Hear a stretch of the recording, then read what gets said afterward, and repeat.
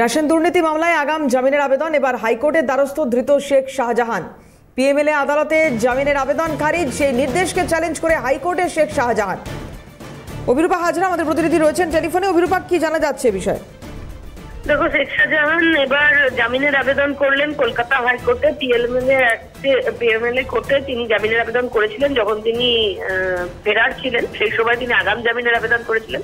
এক্ষেত্রে যেহেতু তাকে গ্রেপ্তার করা হয়েছে এবং বেশ কিছু ধারায় মামলা রুজু করা হয়েছে, তার নন বেলেবল সেকশন, তো সেই জন্যই তিনি জামিনের আবেদন করেছেন। এবার সরাসরি হাইকোর্টে বিচারপতি দেবাংশু বসুদের এজলাসে তার আবেদন রয়েছে। যদিও মামলাটি আজকে মৌখিকভাবে গ্রহণ করেছেন বিচারপতি, এবং বিচারপতি বলেছেন যে লিখিত আবেদন করলে আগামী সপ্তাহে শুনানির সম্ভাবনা।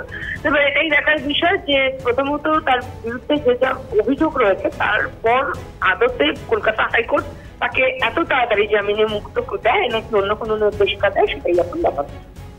ধন্যবাদ অভিরূপা। কথা বলছিলাম, অভিরূপা হাজরা ছিলেন টেলিফোনে।